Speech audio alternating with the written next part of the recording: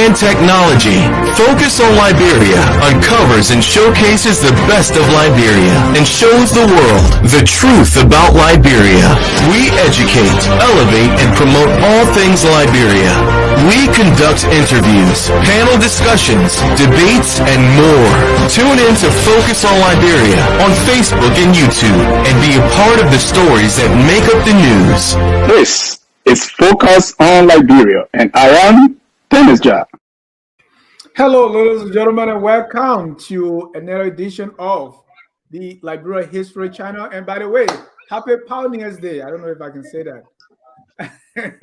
Welcome to, today is January 7th, and before 1980, we used to observe this day as Pioneers Day. So today, January 7th, Pioneers Day in Liberia, it used to be, and we're going to go into it. But I want to look back and just pretend that this is 1979, and I'm wishing all of you happy Pioneers Day on the Liberia History Channel. My name is Dennis Jar, and we are broadcasting from Atlanta, Georgia.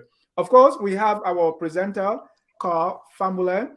Carl, welcome to the Liberia History Channel, and happy Pioneers Day. Thank you so much. It's my pleasure to be here. We want to welcome our viewers from across the globe. This is Focus on Liberia, where we educate, we elevate, and promote all things Liberia. Today, as I told you, used to be the Pioneers Day in Liberia. Just what is Pioneers Day? Our topic today is the true story of Pioneers Day in Liberia, and we're going to go into it. Call Adam one more word. She said the true and thorough story of Pioneers Day. Thorough. Liberia. Because we want to be thorough here tonight. Call, welcome again. And thank you. I wish we really could be thorough. We don't have really enough time to be as thorough as I would like us to be, but I will do my best in the time allotted. Thank you. And when I say happy Pioneers Day, I saw you cringe a little bit. Why? Say it again. I said, when I say happy Pioneers Day, I read some body language that you just say, why Pioneers Day? You body language expert now? So let's get started. I grew up in Liberia celebrating Pioneers Day. And later on, no Pioneers Day. What's going on here? So today we're going to talk about Pioneers Day, the true story of Pioneers Day, as I turn it to Carl as we discuss this day. Carl, what is this thing about Pioneers Day?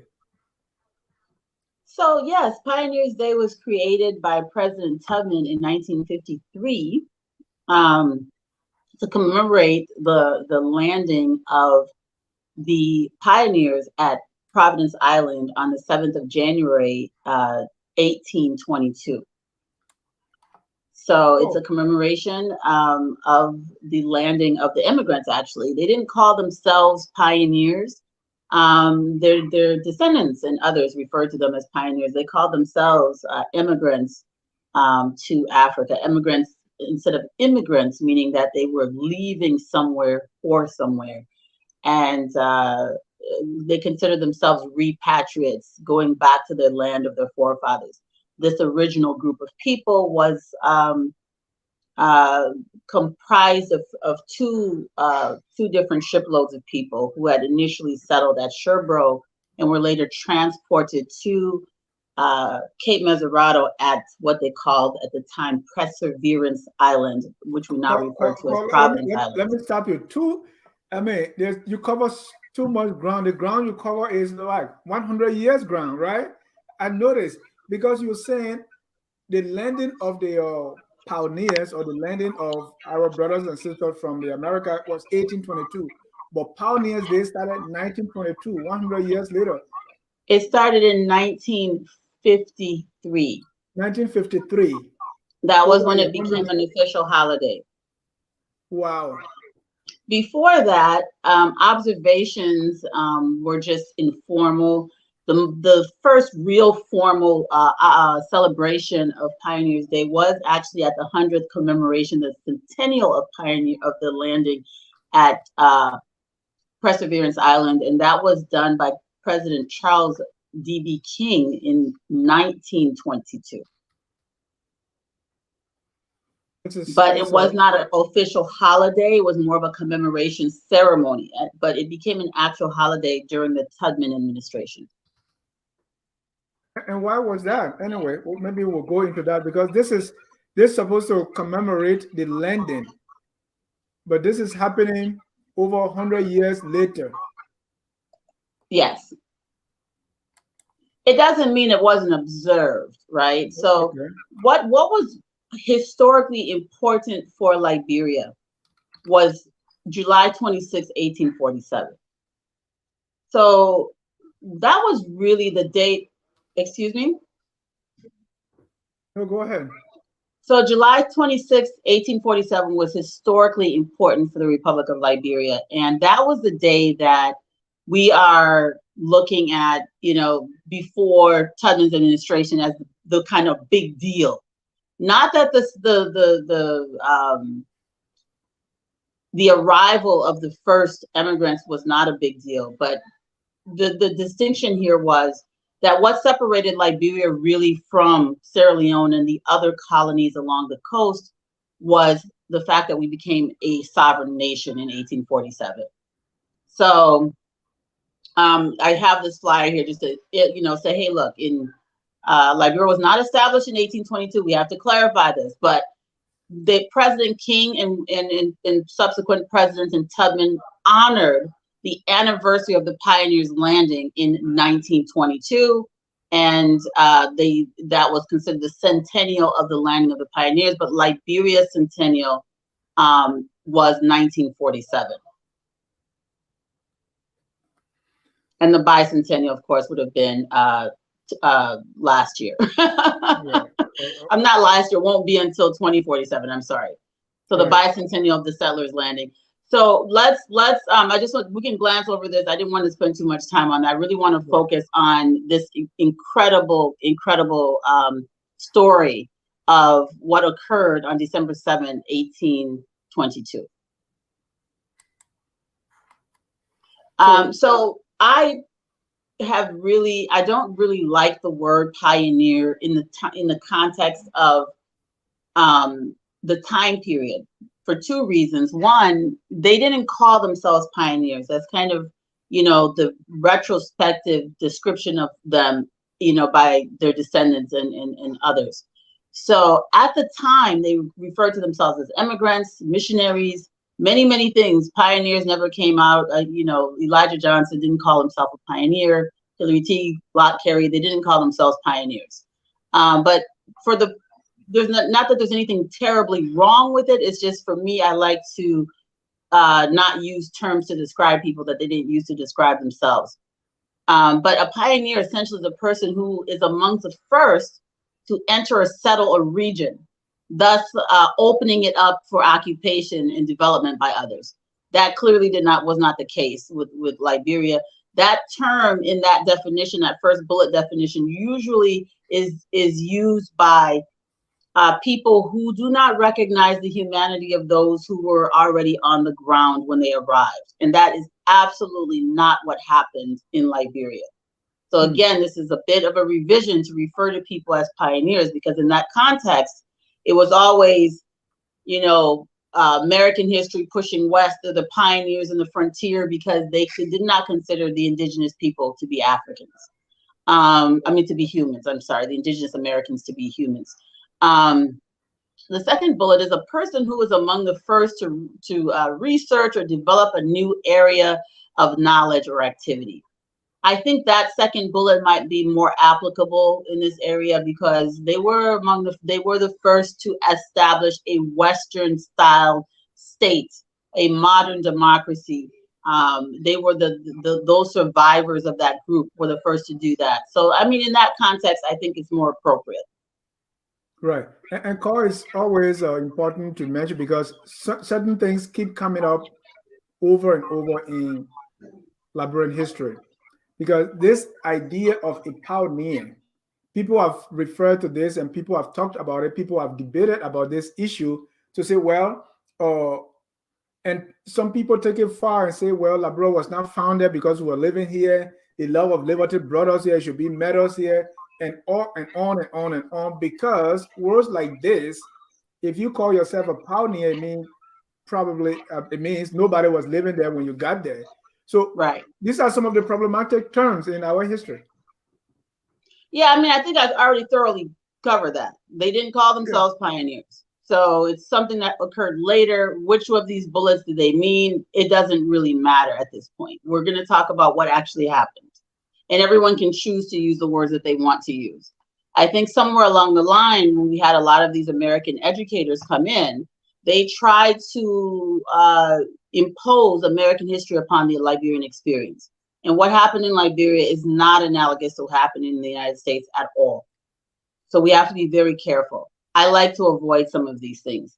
But again, for me, I don't have the greatest comfort level with the word pioneer for those obvious reasons. Dennis? So the project of African colonization of American Negroes took formal shape soon after the enactment of the Statute of 1818, by which slave trade was made piracy.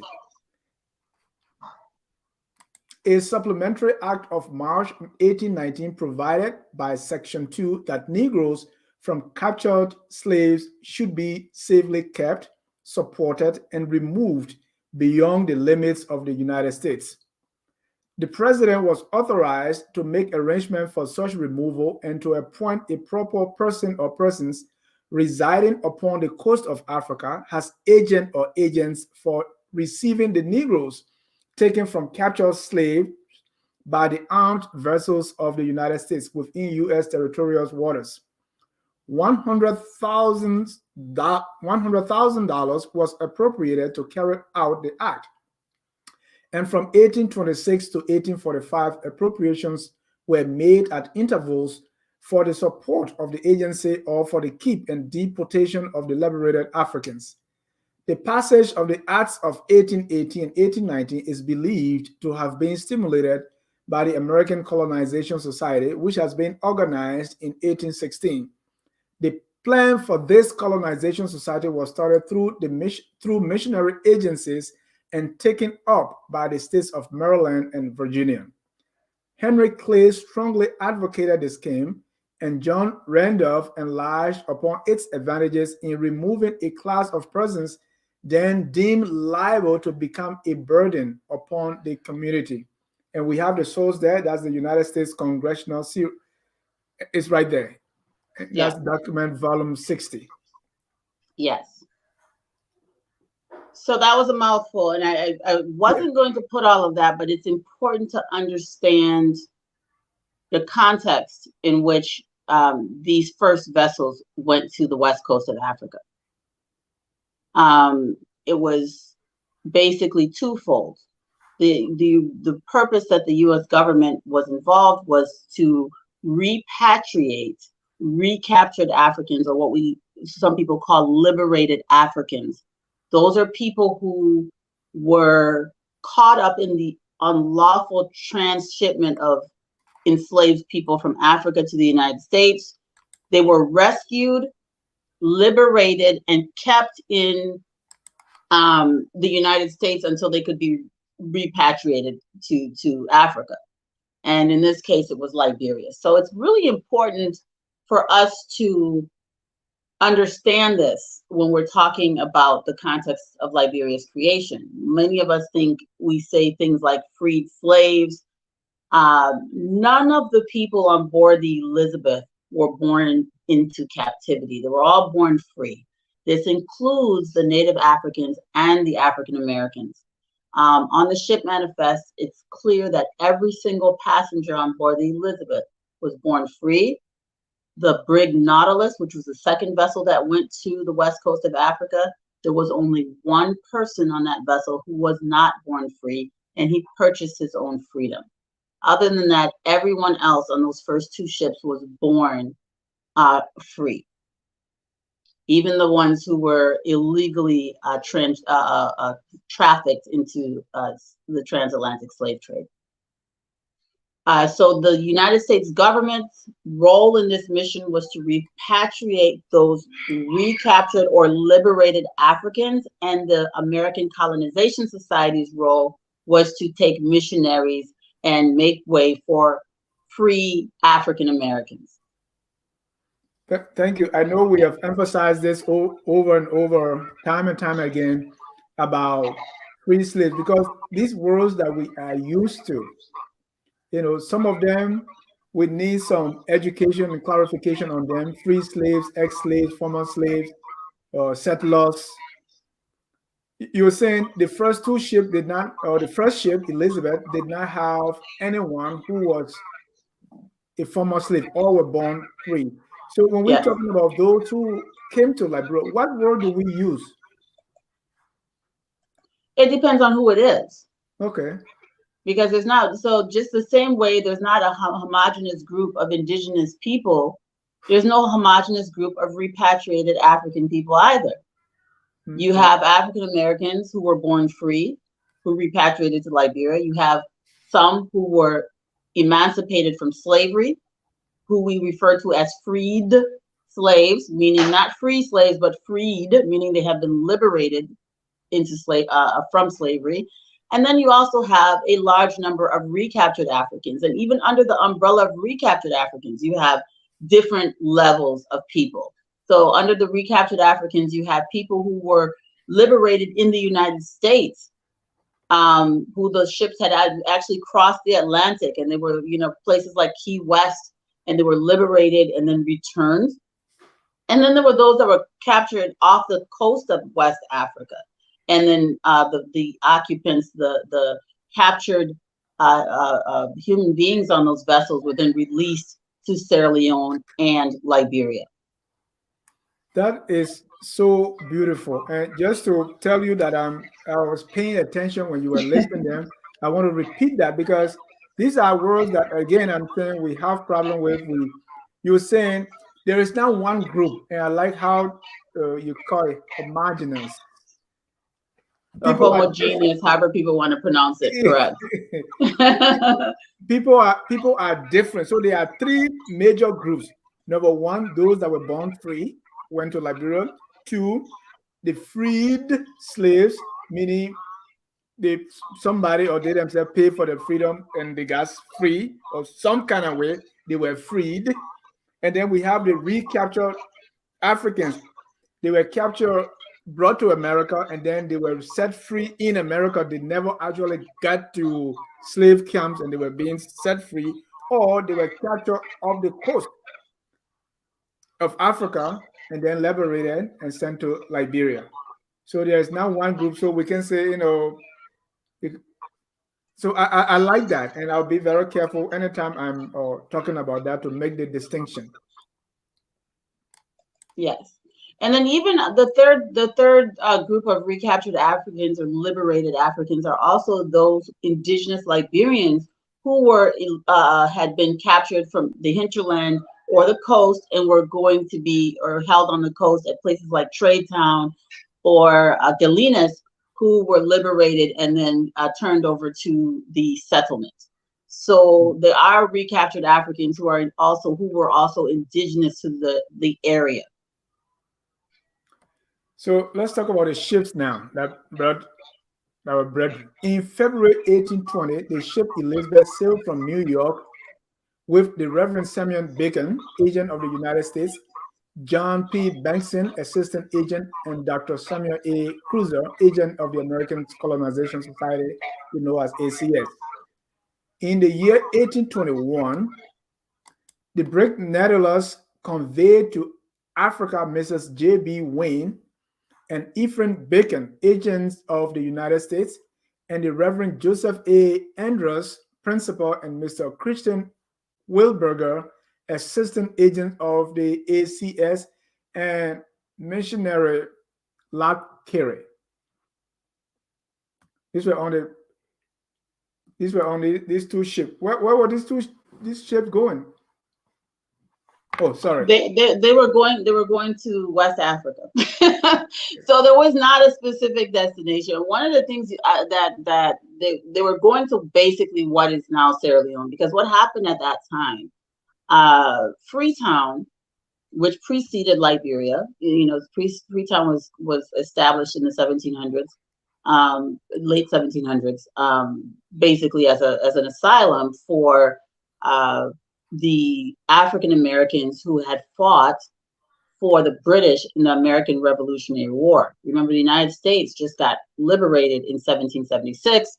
Those who fought against America and for the British were taken to Nova Scotia initially and then transferred to Sierra Leone, or not Sierra Leone, but Freetown, by a company called the Sierra Leone Company, which was basically a precursor to ACS. Now, they had control of that area, and there were also African Americans and others who had, on their own accord, gone back to Africa, West Africa. And Sierra Leone, or that coastal area near Freetown, was where most of these people had settled. So that area was supposedly pretty safe because you had thwarted the slave trade in those areas. The British naval presence was very strong. So Freetown and its vicinity was a no-go zone for the slave traders. You had to go all the way to Gallinas before you started picking up on slave trade activity again. Gallinas being at the mouth of the Mono River, which is now in Sierra Leone. So Gallinas and anything east of Gallinas on the coast was kind of no man's land. It was all slave trading territory. But for Freetown, Banana Plantain Islands, Sherbro, these areas were relatively safe. You had John Kizzle's settlement called Kizzleton. You had places where people could go and be free and also not have to concern themselves about being captured and sold into slavery.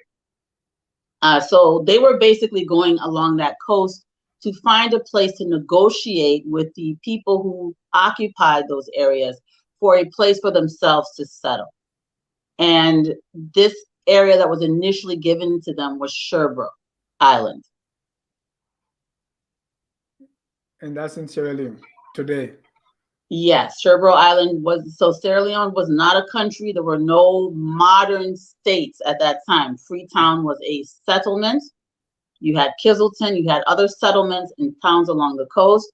You also have autonomous indigenous states and people going about their normal business. So these settlements along the coast are kind of these little isolated pockets of westernized societies, semi-westernized societies, mostly Christian.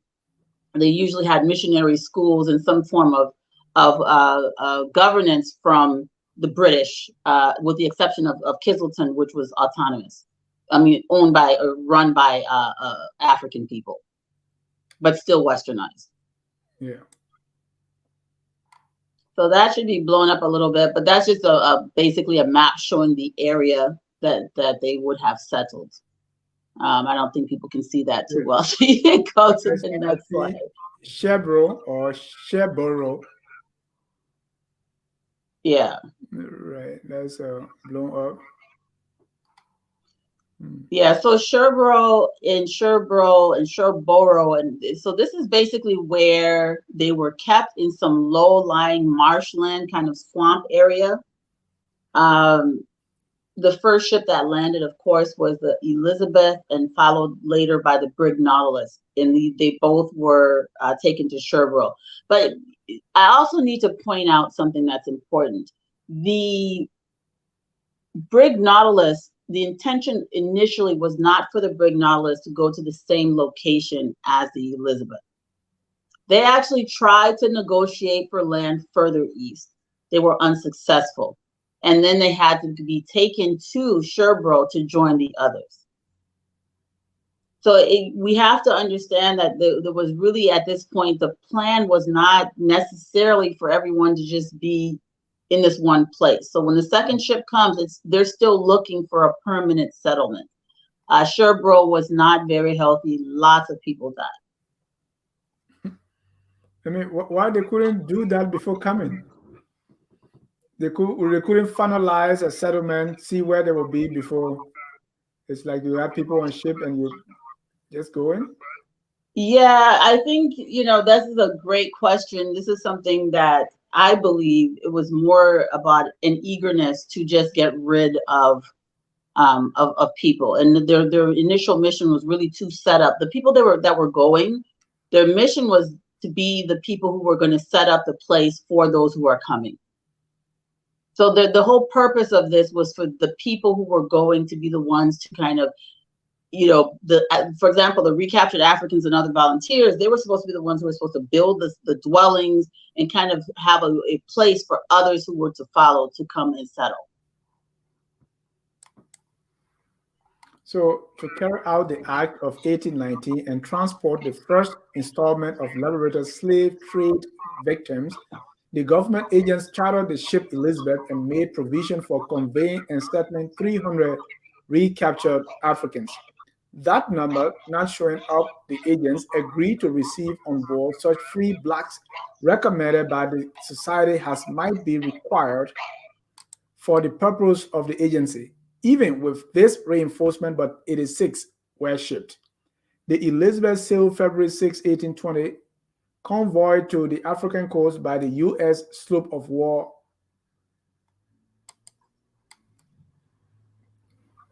Okay.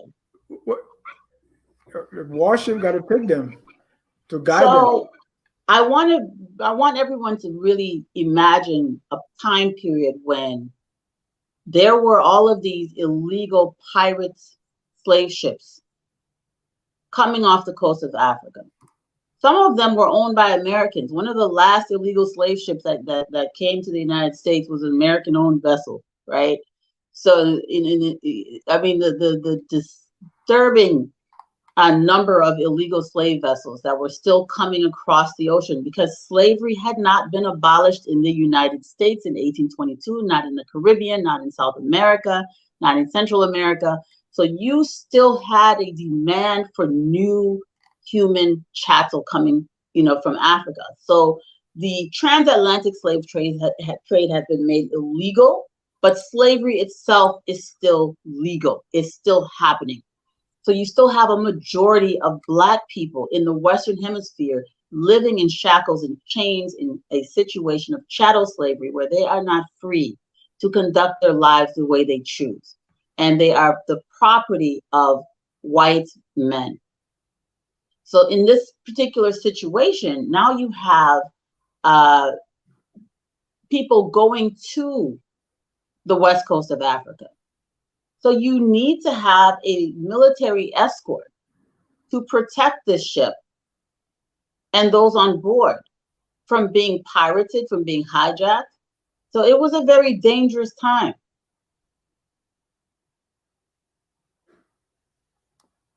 Dangerous indeed. So, on reaching the coast, it was found that the natives had repented themselves of the Liberia Island option and refused to sell. The two agents and a third of the colonists soon died of fever, and the rest went to the nearby British settlement at Sierra Leone. The next year, a fresh attempt was made. The brig Nautilus was sent out with 28 immigrants under J.B. Wayne. They selected a favorable spot near Cape Menserito, miscalled Menserito. The Africans refused to sell.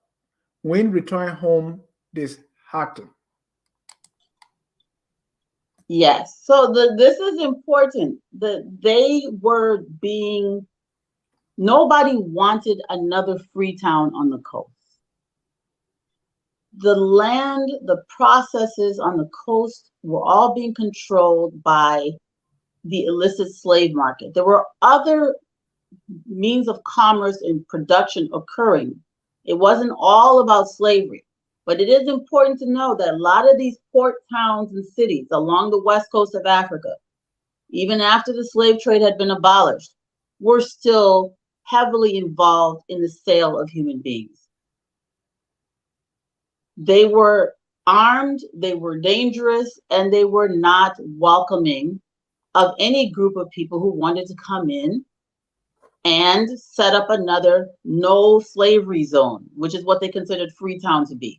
So Freetown and its vicinity, they were trying to prevent it from stretching eastward and disrupting their economic ventures. Yeah, that makes sense. They were selling slaves. They didn't want that to be disrupted. Exactly.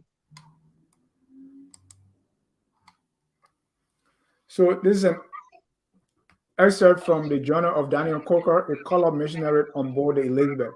Yeah, before you read that, so just to not make it as, just about reading excerpts, I wanted to talk a little bit about this ship Elizabeth. We have the background, the backstory here, that it was both the US government and the American Colonization Society collaborating to send people back to Africa or to Africa. Aboard this Elizabeth, the common understanding that most people have is that every single person aboard the Elizabeth was African American, and every single person aboard the Elizabeth was a freed slave. Some of the miscommunication in this is when they talk about liberated Africans, they're talking about people born on the continent of Africa that were illegally taken into slavery. Also, when they're talking about immigrants, that term typically refers to African Americans. And again, everyone on board the Elizabeth was born free. The confusion occurs because the liberated Africans, upon their liberation, were baptized and given Western names. So their individual identities and their original birth names are lost because those names were not documented.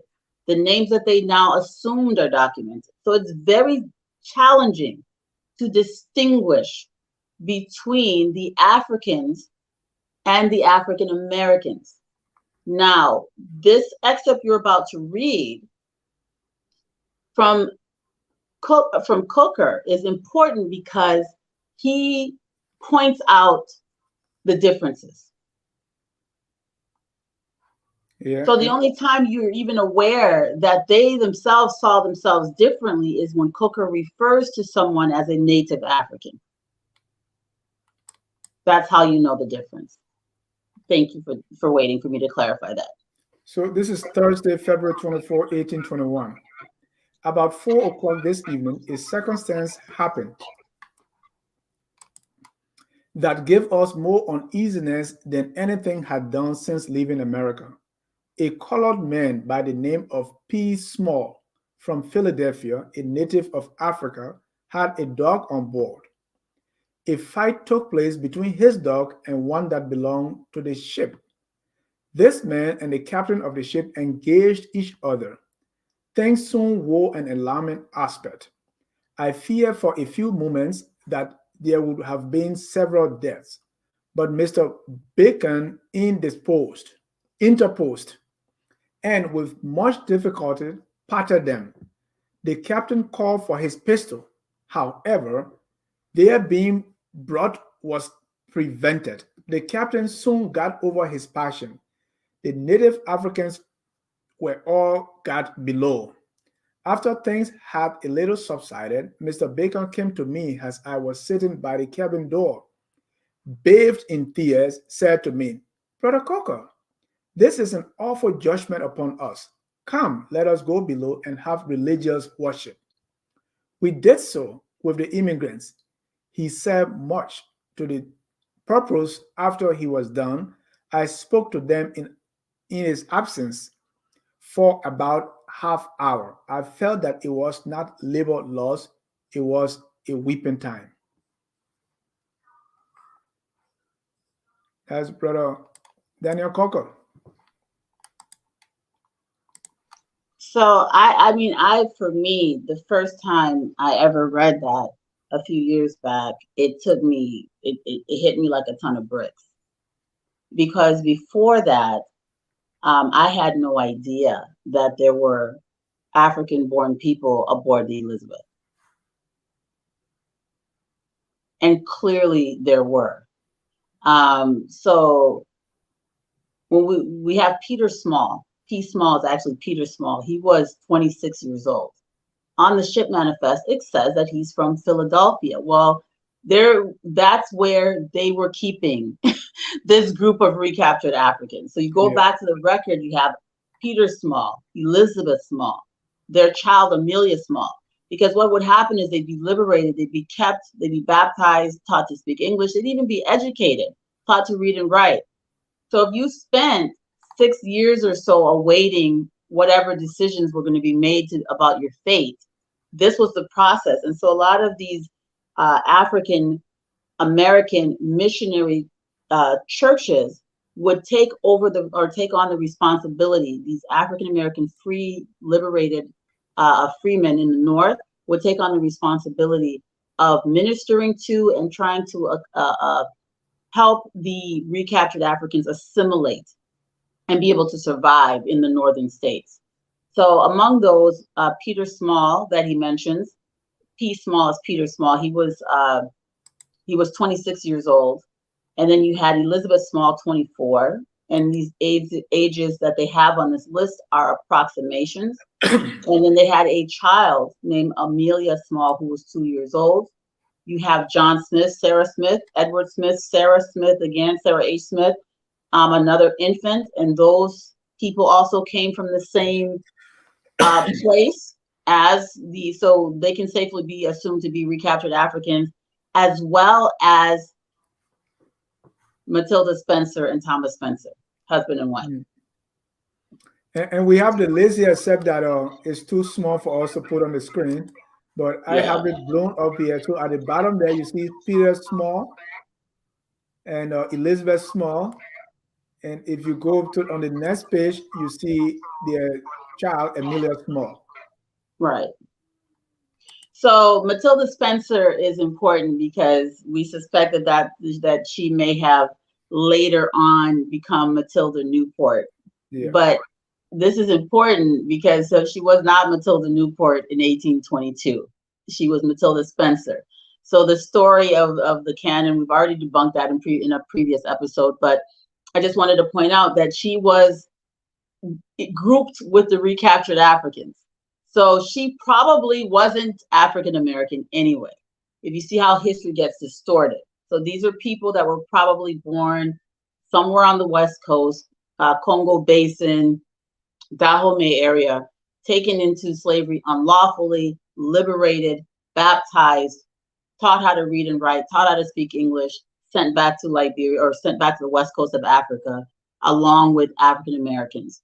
And as you can see from Daniel Cooker, he clearly makes a distinction between himself and those who were not African American aboard the vessel, though he ministered to them and got down underneath the hull of the ship with them and prayed with them.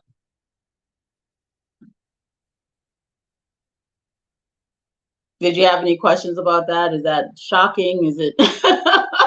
Because this is not what people understand. So I'm expecting some feedback.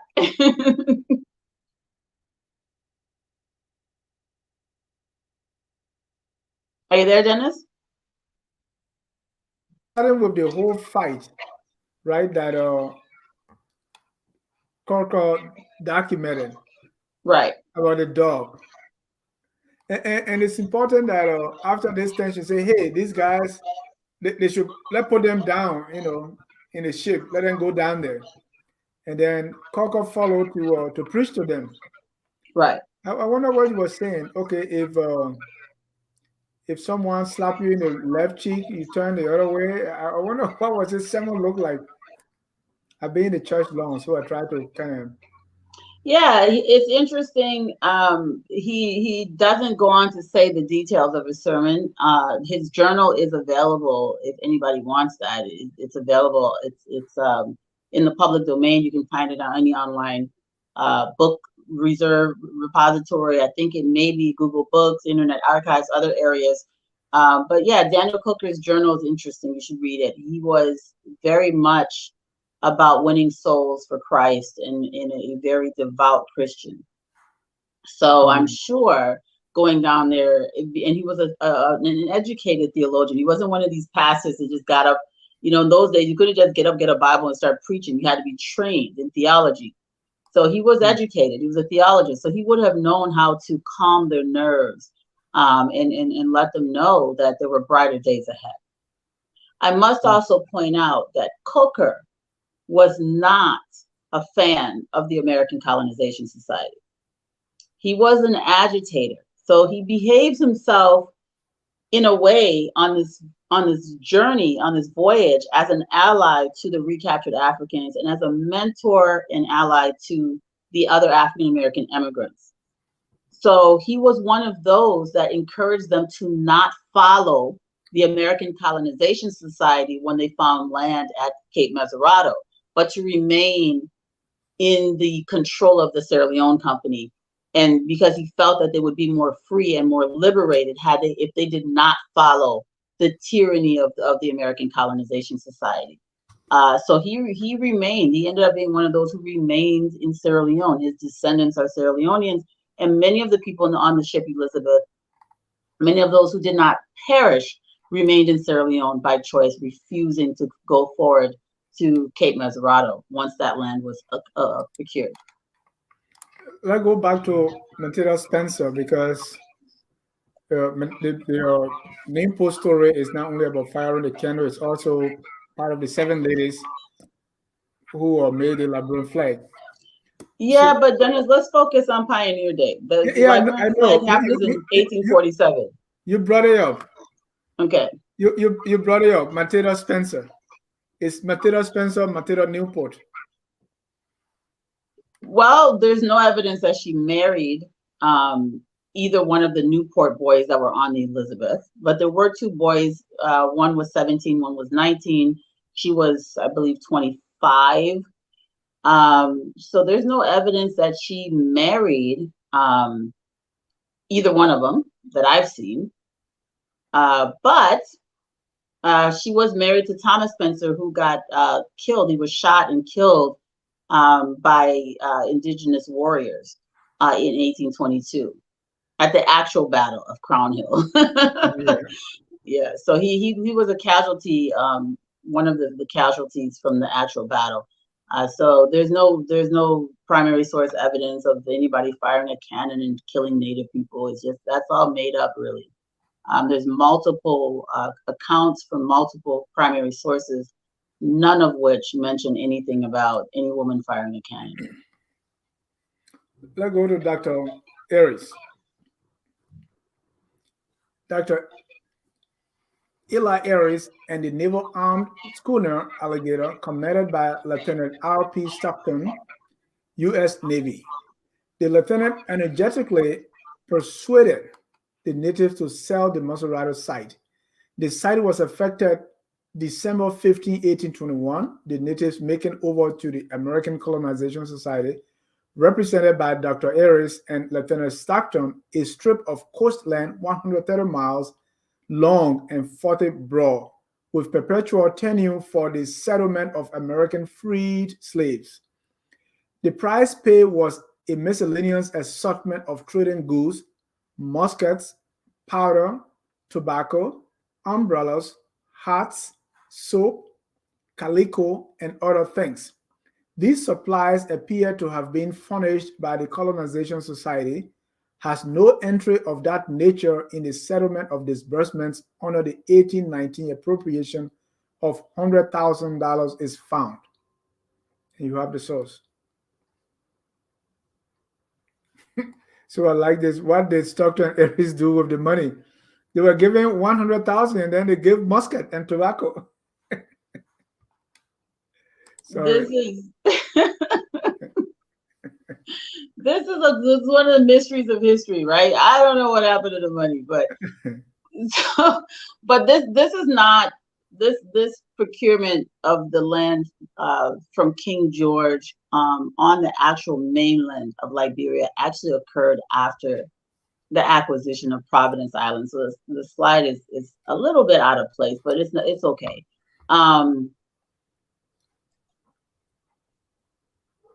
So what really occurred, and what I will pause and talk about actually before we go on to the next long slide of talking about Elijah Johnson, let's discuss how they were able to negotiate this land, the initial land, how they were able to leave Sherbro Island and negotiate this initial land. This is extremely important. If you can do me a favor and go straight to slide 13. I think they're a little bit out of order. I'm not sure why it's saved that way. Go to slide 13. Yes. So before we start talking about the land acquisition, I want to focus on what actually happened at Sherbrooke and why was it important for them to leave? Because really that would have been Monrovia. That would have been Sherbrooke would have been the capital of what would become Liberia, or maybe it would have just been incorporated by the British and become Sierra Leone. Not sure. But Sherbrooke would have been the nucleus of the settlements that were to come. You know, we have many more settlements that followed the Mississippi Colonization Society that created Sino, Maryland, and all these other places. But Sherbrooke, had they remained there, would have been the nucleus for this ACS venture. But they died in great numbers.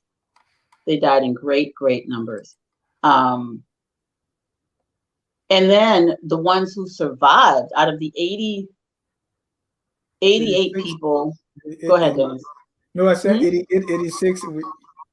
It was really 88 that originally boarded. One child died en route. One more person died. I mean, before they left the harbor, a child died, and then one more person died. So when they arrived, it was 86. Of the 86, if you can go to the next slide.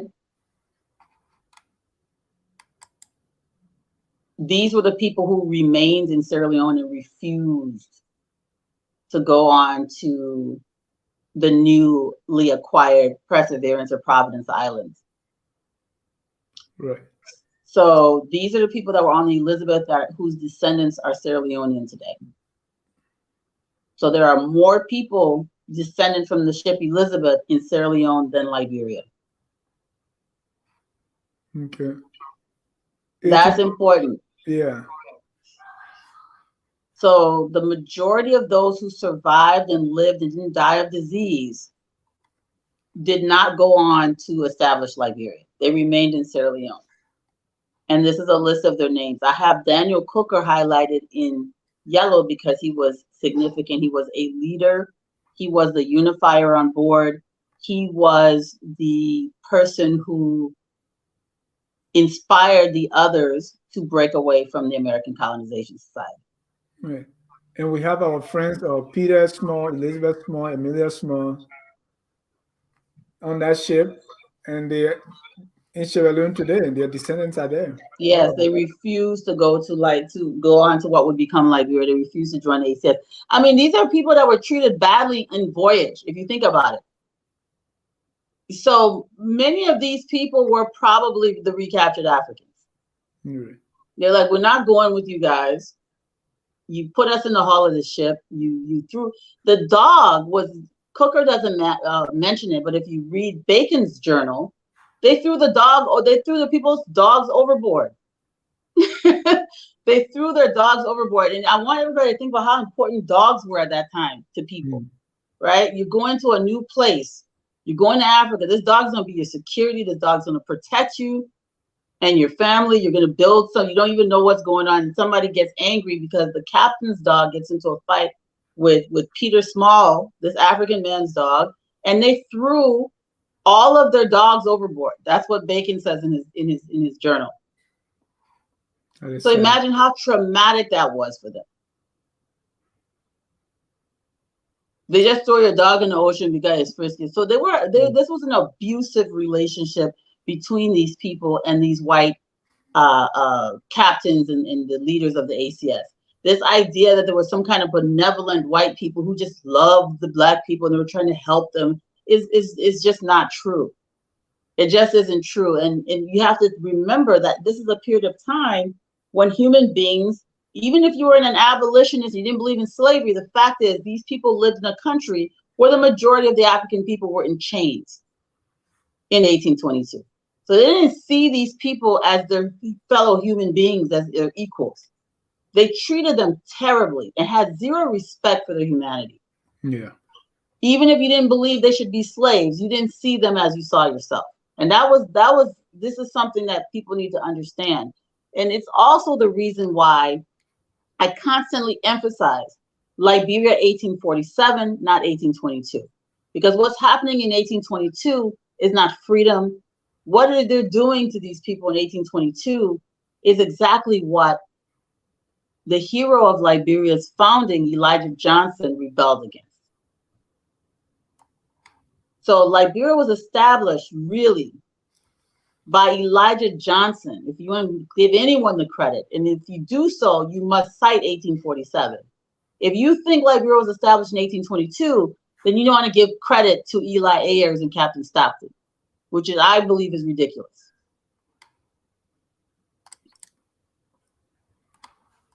So these are the passengers on the Nautilus who remained in Sierra Leone. So the other group was the passengers from the Elizabeth. And remember, the Nautilus only had 28 people. Some of them died, and we have Daniel Cooker Jr., who is the son of our heroic preacher, and then Sam Cooker, who is also his son Samuel, Anthony Dixon, Priscilla Dixon, William Matthews, Nancy Sampson, Francis Carey, and Maria Cooker, who was Daniel Cooker's wife. So his wife and 2 children came on the second ship, the same ship Lot Carey was on. And his wife and children, of course, remained in Sierra Leone along with these other people. And this is in 1822 now. 1821 is when they arrived, and they refused to go forward in 1822. Oh, both ships arrived in 1821. Both ships came from the United States, from New York, and stopped in what is now Chevron. Both the brig Nautilus and the ship Elizabeth, both of those vessels did not make it to what is now Liberia. Interesting. Because in our history, if I can remember quite well, we talk about these 2 ships, and maybe I'm getting it wrong, but in my mind, like they went to what is now Liberia. And you say no.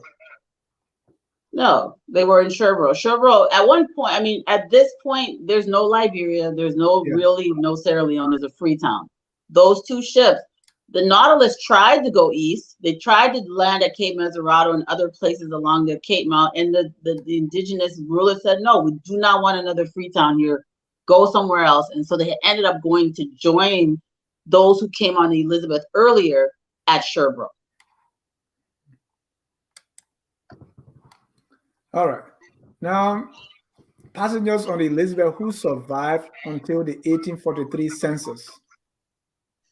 Yes. So now you've got people. So the first group of lists I showed were people who were on those ships that are now Sierra Leoneans. Right. So the majority of the people on those first 2 ships that ACS sent, who survived disease and everything else, the majority of those people who survived are Sierra Leoneans today. That's something that people don't talk about in Liberia. They did not go forward with ACS. They remained most of them were moved to what we call Freetown, right? They left, separated from ACS. Daniel Cooker has a long history in Sierra Leone. His descendants are still there. All of these people are Sierra Leoneans. They're speaking their descendants are considered Creole today, even though they're African American. So this is important. Now, of those who went on to Liberia on the Elizabeth, these are the people who were still alive in 1843. These people they went on to Providence Island? Yes. And then later on to the mainland. This is who was still alive in 1843. So this is people who were alive 4 years before the country became independent. And this is how I know Matilda Newport didn't sew any flag, because she was no longer alive at this point. Or if Matilda Spencer was in fact Matilda Newport. So these are the living survivors at that point. We don't see the name Matilda Spencer here. If she actually became Matilda Newport, you were saying. There was so these are on the people on the Elizabeth that were alive in 1843. Right. David Lee, he was 55 years old when he boarded the Elizabeth, and he lived all the way until 1843, and he was from Virginia. You've got Nathaniel Brander, he was 21. Charles Johnson, who was 8 years old when he got on board the Elizabeth. Elijah Johnson, the hero of the Republic, one of the greatest, most heroic African men in modern history. Elijah Johnson. He was 29 years old when he left New York, got on the Elizabeth to sail for the west coast of Africa with his wife and children. His wife died, some of his children died. His son Charles, who was 8 years old at the time, survived.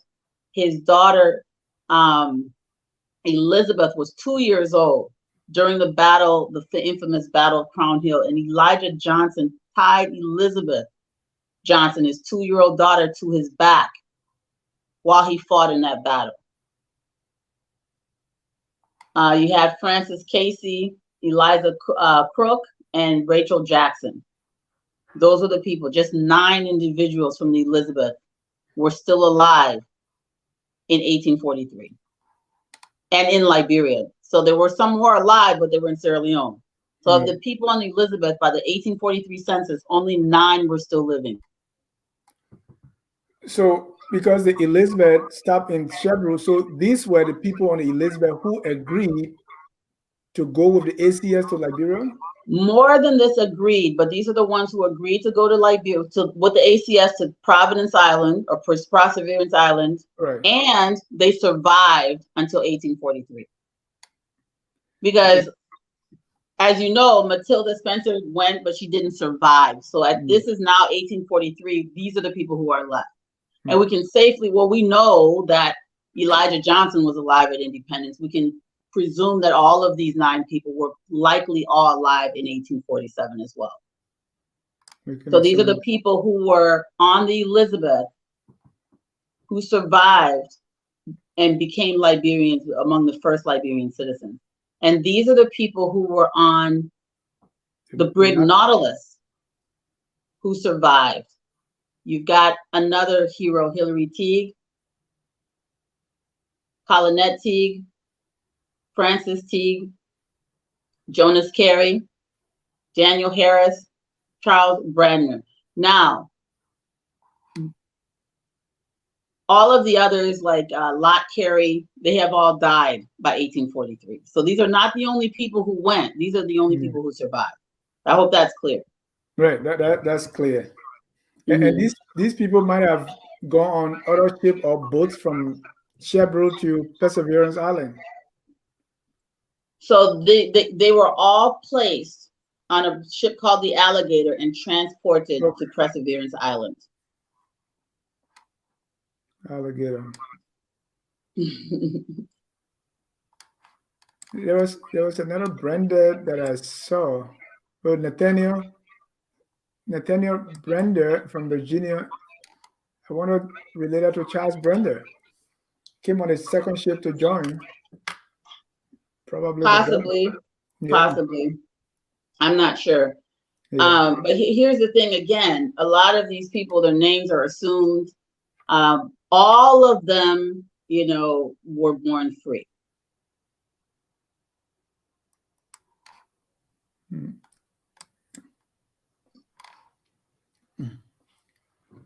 On the arrival of the first division, consisting chiefly of the single men, the natives positively and with menaces of violence forbade their landing. The smallest of the 2 islands at the mouth of the Missouri had been obtained by special purchase of John S. Mill. At the time, the occupant and proprietor on which the people and property were safely disembarked without any actual opposition. Mr. Mill, an African by birth and son of an English merchant who owned a large trading post on the coast, had enjoyed a superior English education, was employed in a respectable capacity in the colony in 1824, and died of a rapid something, July 1825. The interest he took in the foundation of the colony entitles his memory to the grateful recollections of its friends. John Mill, he looks like a white man. Who? I mean, why do you say you look like a white man? I'm looking at his hair. The guy with the afro, with the African cloth holding a stick? No, with the hat. That would be Captain Ayers. Oh, okay. So John is the African guy. John is the half British, half African guy who is African culturally. So this is important. The very first person that gave way to allow ACS to set up a settlement was John S. Mill. John S. Mill had control and owned Perseverance Island, as he called it. We now call it Providence Island. John S. Mill's father purchased Perseverance Island sometime in the 1770s. During that time, around 1770, when he purchased Perseverance Island, he used it as a holding place for enslaved people because he was a slave trader. So we talk about these barracoons in previous episodes. Perseverance Island was a slave barracoon, a slave holding facility. So you had these little houses or huts or holding cells for enslaved captives to be there while they waited for the ships to come off in a distance, and the canoes would transfer them off the island onto the ships. So what we call Providence Island today was actually a holding place for slaves. When John S. Mill took his hands out of the slave trade, this is a guy who spoke English. His mother was supposedly from Angola. I've read accounts where they try to say he was Day and all of this, but when you go and you read his biography that was written by Ayers, it's clear that he told Ayers his mother was from Angola. His father was British. He went to school in Liverpool, which a lot of African people went to school in Liverpool at this time. Slave trading Africans, kings, their children, King Peter's father. There's documentation of people going on ships to Liverpool, learning how to read and write, and coming back and conducting commerce. So John S. Mill was half British, half African, living at Cape Mesurado. There were other Europeans living along the coast at Cape Mount, at what they called Robert, which is now Robertsport. There was, people from all over living all along the coast by the Kavala, because these people were trading and conducting business. John S. Mill, because he was no longer interested in his father's business, in selling human beings, why he decided he no longer wanted to engage in the slave trade, I don't know. But he decided to allow them to have Perseverance Island as a place that they could bring the people from Sherbro. Unfortunately, when they brought the two groups of people to Perseverance Island, it wasn't very healthy either. Low-lying land, a lot of swamp around it, a lot of mosquitoes, and also because it was previously a holding place for enslaved people, it wasn't a very healthy environment. It was filthy. You had shallow graves, you had fecal matter, you had a lot of disease and other things lurking besides just the mosquitoes in the natural environment. Even the dwellings that were there on Providence Island / Perseverance Island were not in the best, they were not the cleanest places. So they then bring these people who are surviving illness in Sherbro and bring them into another very filthy environment. So right away, there's a need to go on the mainland. And that's where King George came in and decided that he was going to give them a hand and help them with the property, this infamous land sale that occurs, that everybody talks about, with the selling of land for hats and all kinds of funny things. So initially in 1822, on the 7th of January, Right. where they land is this old slave holding island of Perseverance Island. That was my question now. Two lands here taken, two places here happening. The first place they arrive is on Perseverance Island. Now we know today has Providence Island. That was the January 7, 1822. And the land from John Mills, was it sold to them or given? It was basically given. It was given. So that's one. So moving on now inland, because this place is almost uninhabitable, they have to move on the mainland. So January 7th is about Perseverance Island. Yeah. I want that to be clear. January 7th is about Providence Island / Perseverance Island. January 7th is about the people who survived Sherbro and willingly went along with ACS, stepping foot on territory which is today Liberia. This occurred at Providence Island. That area was not conducive. Right. At the time. It was extremely dangerous. There was a lot of unhealthy things happening there for the previous 50 or so years. So what ends up happening now is so I just want to stop there, and then we can talk about, how they move on to the mainland, and then, how Liberia, all of the other things that happen. Because this is the kind of ends the story of January 7th. Exactly. This is the Pioneers Day that King and Adma talk about. So Pioneers Day is the day they set forth on Perseverance Island. Yeah. Our young brother John Mills, and say, well, I gave up on this whole slave thing. You guys come and make this your home as free people. And because he was no longer engaged in slave trading, it was okay for him to have another free town there. He didn't care. Or maybe he was like, you know what? Maybe they'll get sick and die.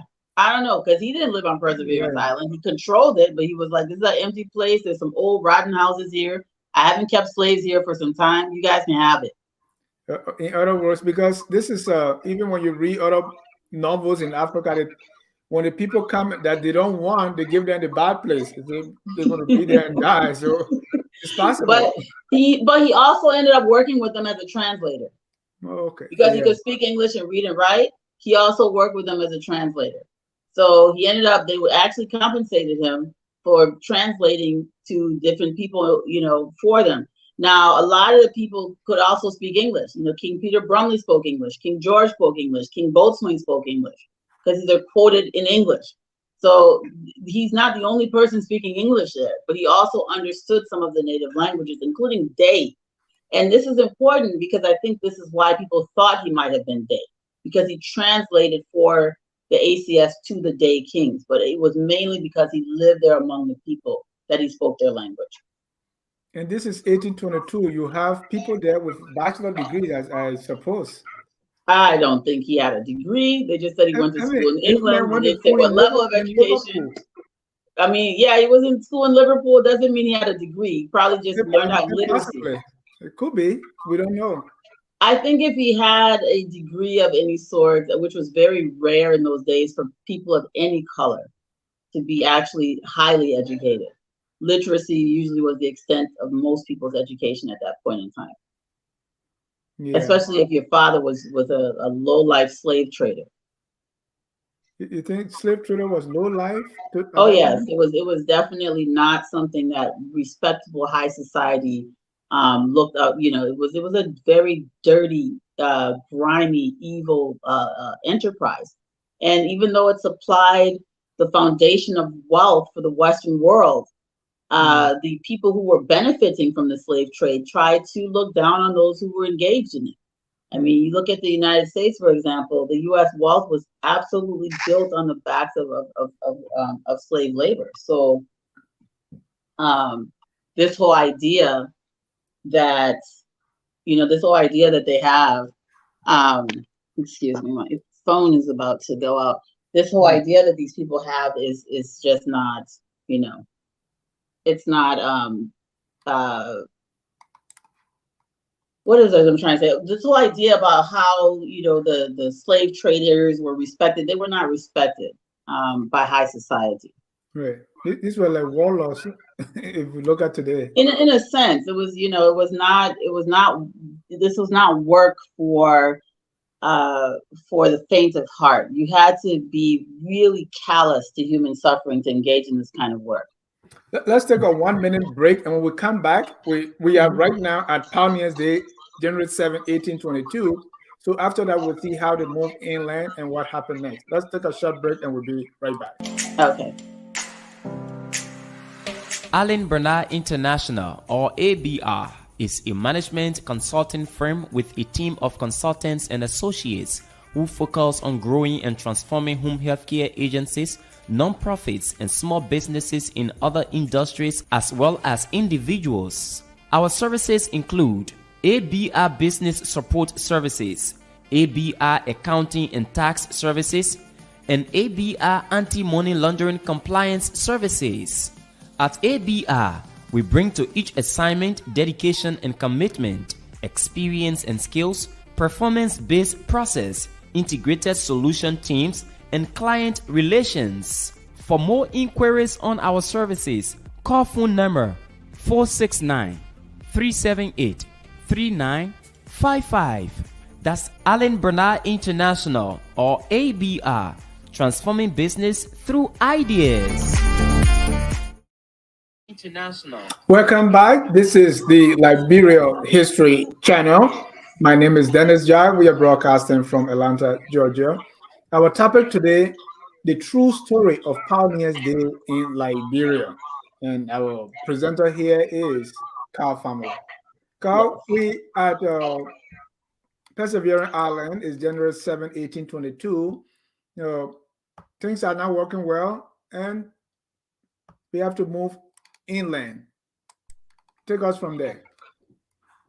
So this would probably be another show, but we can go to the next slide. This is basically that first real treaty. I mean, this was published everywhere in 1822. The image on the right is courtesy of Dr. Patrick Burroughs. On the left is an actual publication that came out of the Nile Register the same year, 1822. So immediately this treaty was published. It was a big deal, and it has all of the details of what was sold. I will post this later so that people can read it. I won't bore you with it, but basically, it wasn't $10,000, it wasn't $100,000 worth of land, and this really just accounted for about 10 miles along the coast. And later on, after this treaty was signed, they were allowed to move onto the mainland, and that's a different episode, what happens after that. But I think at this point, we can understand what occurred on January 7th, and then, kind of leading into what happened after. There's previous episodes of the Liberian History Channel where we cover this in great detail. But I'm going to pause my presentation here and see if there's any. Oh, no, I'm not. Let's go through this really quick. Sorry. Right. So this is just to come up to kind of cover what President Tubman did in 1953. So in 1953, to commemorate this landing at Perseverance or Providence Island, President Tubman builds this monument to the pioneers, he calls it. And this is what was written. On January 7th, citizens throughout Liberia paid tribute to the first pioneers who landed on Providence Island, January 7, 1822. By an act of the National Legislature, the 7th of January was set aside to be observed as Pioneers Day. It is a national holiday, and annually by the President's proclamation, all government offices and businesses throughout the country close. Special programs are held on this day, and speeches are delivered by prominent citizens. So this is where we got Pioneers Day from. Yeah, so that was the first Pioneers Day. And then the next slide is also an excerpt from that publication from 1953.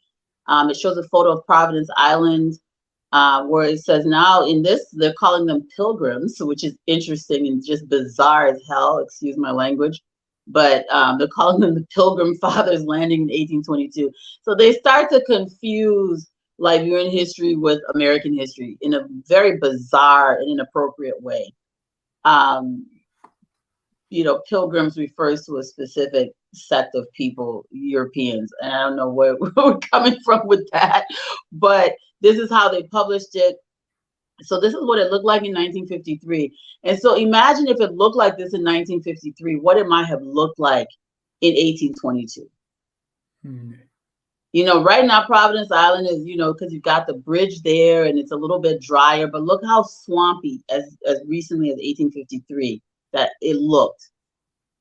So you can see why they wanted to get from that place and get on the mainland. It's much drier today than it was.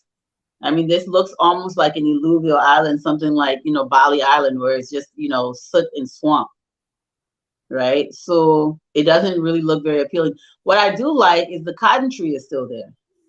Yeah. Y'all recognize that cotton tree is still standing to this day. But this is what it looked like probably in 1822 when John S. Mill's father and John S. Mill himself were selling human beings from this place. And the canoes were still taking people. You see the canoes in the background there in 1953. I mean, it would have been more traditional crew canoes taking people from this place into slavery, onto slave ships, and also from the Alligator to the island in 1822. Next slide. I'm going to try to go through these really fast for the sake of time. So this is another image from the first Pioneer Day celebration in 1953. Vice President Talbert is in this photograph, who was Vice President, former President Talbert, who was Vice President in 1953. And other government officials are seated around him. Ladies on the platform are dressed in colonial costume. So it must have been quite a grand day. Tubman is standing. Vice President Talbert seated with other government officials. That looks like Dukley there with his arm folded on the table. Secretary of what would be the equivalent of the Minister of Foreign Affairs today. Next slide. So that was the first Pioneers Day. So that's how it started. That's how it all began, the celebration. 1953 was the first celebration. And then by PRC Decree number 28, by the People's Redemption Council of the Armed Forces of Liberia, they repealed the law establishing January 7th of Pioneers Day in the year 1980. And I want to look at this stamp. There's a stamp here that was commemorating the coup. April 12, 1980, dawn of a new day, it says. It has a photo of former Sergeant, at that time then President Doe. What I find very interesting about this, they have all the soldiers in the back with their guns in kind of like a teepee form. The symbolism in this thing is just so disturbing. The Justice, Lady Justice in this image is coming out of a light, the sun, out of the clouds, and she is a white woman. She's not depicted as an African woman. She's not depicted as a brown woman. She is depicted as a white woman. And this white woman is holding the scales of justice in Liberia that has just, overthrown its government. And I know this stamp, these stamps that they used to use in these days, when we talk about the symbolism of these stamps, they knew what they were doing. This is the same way they did all the presidential stamp series, the same, in the same manner. The fact that this is done this way is something that we need to do a show about. Because that representation of Lady Justice is extremely, extremely disrespectful, not only to the country and the people who were overthrown in 1980, it is also disrespectful to the People Redemption Council. It is like making a mockery of what occurred in 1980. And we didn't understand at that time, I believe we didn't understand what that type of symbolism actually meant. Who actually won in 1980 is what this thing is depicting. And it shocked me when I really sat and looked at it and said, my God, they're making a mockery of what occurred. But, you know, again, that's what happens when you give other people the power and prowess to create stamps and symbolism for your struggle. They will mock you, and they will do so thoroughly. Next slide. And so the only surviving symbolism that's still in use today from Pioneers Day, in 1955, Tubman created the Grand Order of the Most Venerable Order of Knighthood of the pioneers of the Republic of Liberia. He established this in 1955. So 2 years after Pioneers Day, he established the most important order of honor for the Republic of Liberia, which also is called Knighthood of the Pioneers. And that we still use. That they did not abolish. They did not abolish that. They only abolished the holiday with the decree. So it still continues to this day. One of the first people that President Tubman honored, next slide, please, and bestowed this medal upon was Queen Elizabeth. You can go ahead and read, Dennis. And what was this? So this too was based on falsehood, right? Because you're calling yourself pioneers and then you are creating an order out of this. I mean, I don't know if it's falsehood. I told you what the definition was, right, of pioneers. And I just said I personally wouldn't have called them pioneers, but you know, it fits the second definition in my opinion, not the first. I don't think that's what they did. I think they picked the first. Grand Order of the Most Venerable Order of the Knighthood of the Pioneers of the Republic of Liberia is an order presented by the government of Liberia. The order may be presented to Liberian or foreign citizens for outstanding and distinguished service in international affairs, government, religion, art, science, or commerce, and also for singular acts of philanthropy and deeds of heroism and valor.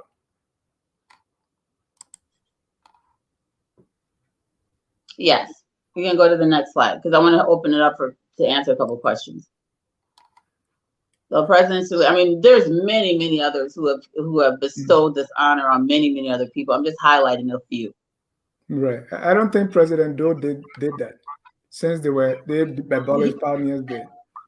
He did bestow this honor upon people.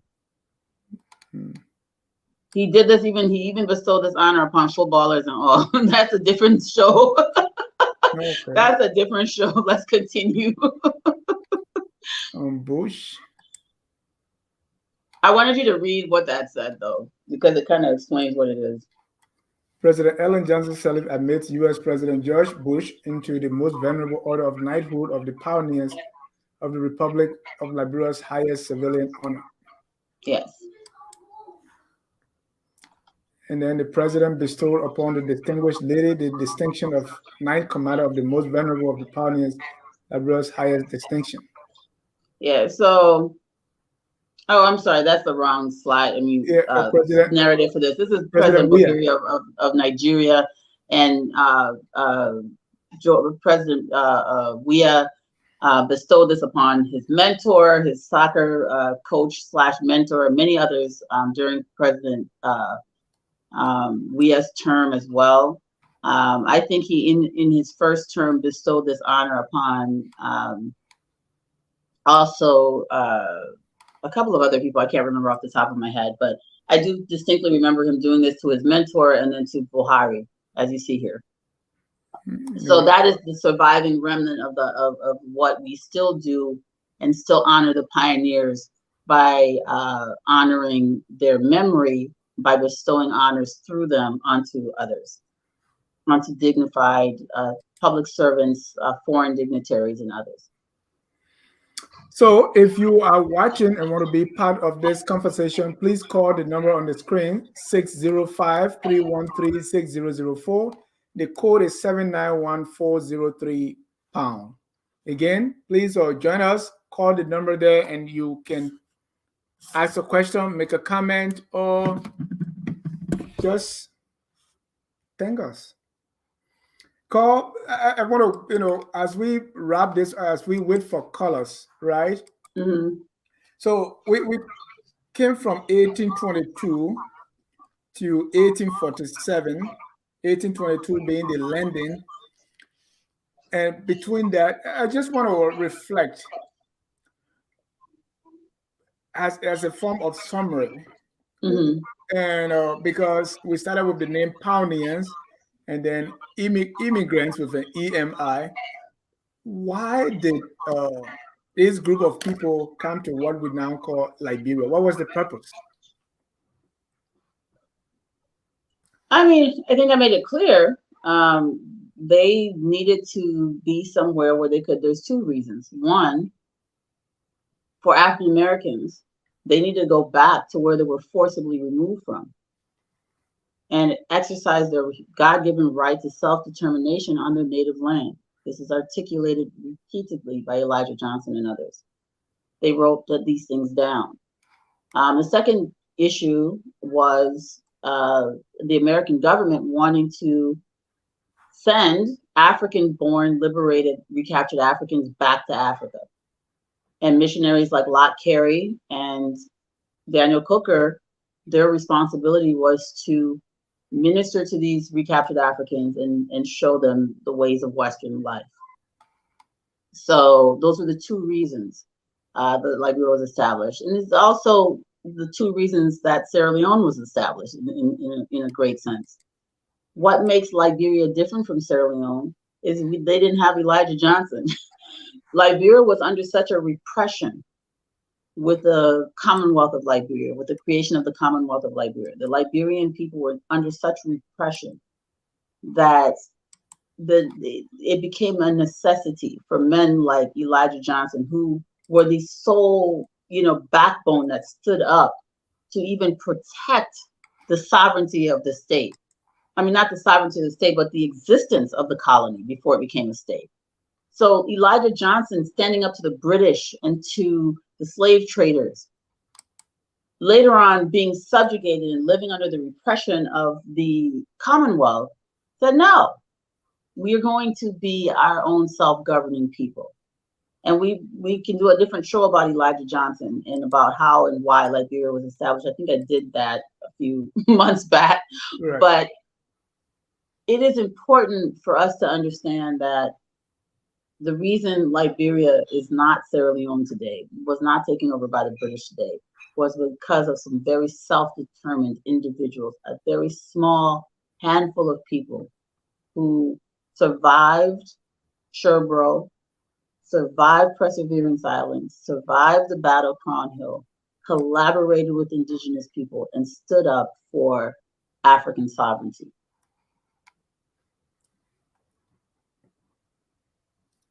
Let me read of African people. Let me read a few comments here. And by the way,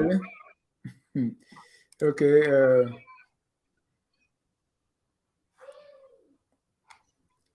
You may post that, when the show was, when we didn't come on, and say she posted on our timeline. So where are you? Thank you for expecting. So we're here. Joseph is here. We are doing the history show. Somebody said, why you don't talk about something else? So that's all. But this is the history. Riverside Pro say, why should the history of an entire nation be built upon a group of folks who came on a slave ship?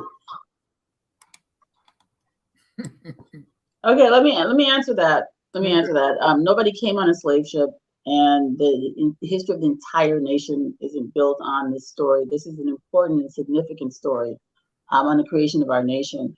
We wouldn't be Liberia if Elijah Johnson did not get on board the Elizabeth. There would be no Liberia if Elijah Johnson didn't get on the Elizabeth, period. And we would be Guinean, Sierra Leonean, and Ivorian if Elijah Johnson did not get on the Elizabeth. I don't care who wants to argue it, because what came and what followed is what happened to the entire continent of Africa. We are no different from the people in Sierra Leone, Guinea, and Ivory Coast. What distinguishes us is a series of events and fates that brought us together. To be able to stand a group with a different idea and another group with another idea, and that mergence and collaboration is what makes us Liberia today. So it is important to tell that story, because this event is what separates us from our neighbors. Jimmy Weeks is donating $20 to the show here. We are so beautiful, diverse, and it amazes me. We are oblivious to our greatness. We look for one reason in our minds to hate ourselves in Liberia, while we ignore the million authentic reasons why we should love and be proud. Yes, I agree with that. There's so many reasons. I mean, the stories of that brought the country together are so beautiful. I don't know when, all of us will kind of, take that veil of brainwashing off our heads and just kind of really look at things for what they are. Nobody on the planet, no history of any country on the planet is perfect, but ours comes pretty close to it. I mean, ours is pretty beautiful. Yeah, and that's why they should focus on Liberia, because where else you going to get this history lesson from? I mean, yeah, because honestly, you should be able to get information before you act on it. Exactly. If you don't get the information and you are sometimes operating on what you think or some false narrative, it's hard to make an informed decision. Okay. Exactly. There's so the Liberian government needs to give free land and free citizenship to all African Americans in the diaspora. There's not enough. We don't have enough left. We lost, 2/3 of our territory. Maybe we need to collaborate with Sierra Leone and Guinea and Ivory Coast and get our land back. But the original idea was for West Africa as a whole, to be united as one nation, and that never happened. I mean, that's why you have Liberia as a star, this bright star on the flag against the dark blue. This is supposed to be the beacon of hope for the rest of the continent. That's what it was intended to be. So yeah, people should be able to come back and help build. All right, I think we have a caller on the line. We have two callers. Let me get the first caller. Call your name and where you're calling from.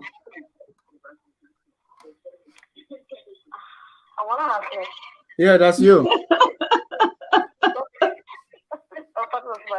Hello. Go ahead, your name and where you're calling from. Yeah. Hello, Elme Castell. Oh, Elme, your phone came as anonymous. I was watching you said I came and made a comment. I didn't get a whole while, but I was just communicating with you people, that's all. Okay. But anyways, I wanted to say thank you again. Happy New Year to FOL and yourself. And I wanted to say thank you again, Cisco. Thank you, Nicole. And thank you, nonetheless. Thank you for this. But I just wanted to say that what about us having a day that we will call maybe Liberia's Heritage Day? And let's forget about the whole, in our mind, let's just put Pioneer one side and make a Heritage Day, because our heritage is so beautiful. And we're not paying attention. Our heritage is so great and we're not paying attention to it, because we're paying attention to our tribe, our region, where we come from, you know, those little things that don't make the whole. You know, like a brother just said, or one comment he just wrote over there, you know, that how we just base everything on one set of people. Everything from what just said, or Dennis just here right now, it was not about one group of people. You're talking about indigenous, you're talking about Liberia, but we keep separating the line. We keep selecting which one we want to accept. And never in history have a nation ever grown like that. You know, so I'm just asking our Liberian people to stop saying individuals, to stop saying regions, to stop saying no one tribe can make it in our country alone. We're this far because we are together. That's what we're here for. And everybody got their part. If you have something that you want to ask, okay. They talk about the gay people just now. They talk about the people that they make. You know the people that want to land. There was no Liberia before these people came.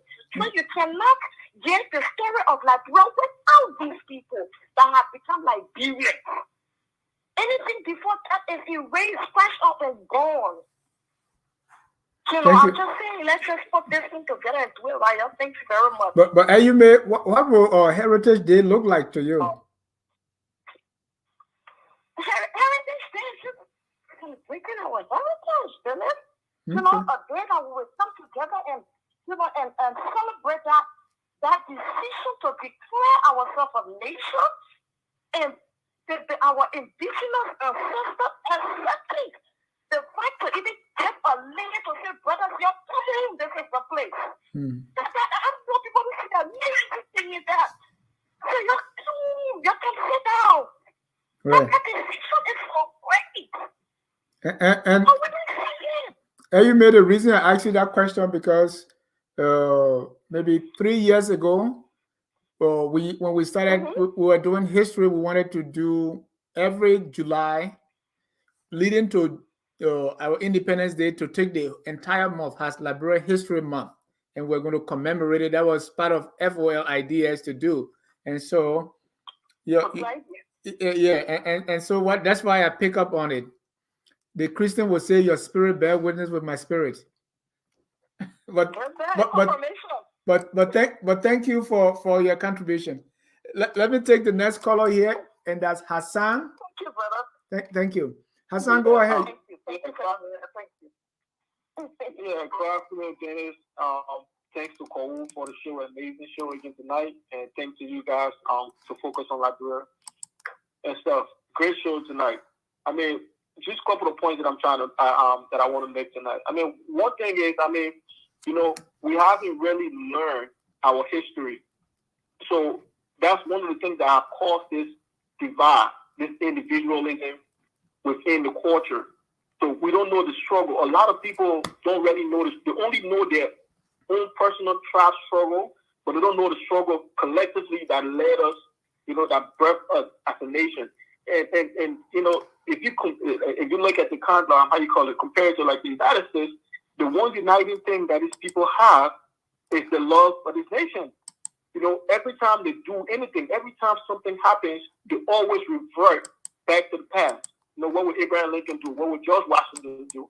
Where, you know, any crisis they face, you know, they always went back to the past to see, you know, to be able to make decisions to see where they want the nation or what the founding fathers would want the nation to go, you know, and they always look at that. But in Liberia, we have never really looked at, you know, what was Joseph Jenkins Roberts' vision for this nation, you know, or what was Stephen A. Benson, or Tubman or Tauber, or our founding fathers. We have never really went back. You know, you got President George Weah and all these other people that, you know, chancellor, have never really looked and said, or even lawmakers, to say, you know, what would this person do facing, you know, when he's faced with these challenges and stuff like that. We have never, and this is one of the reasons why I think this show is amazing and stuff like that. I mean, even if you look at, like you say, elections in the country, everybody put their own faces on T-shirts. You don't see people waving the Liberian flag.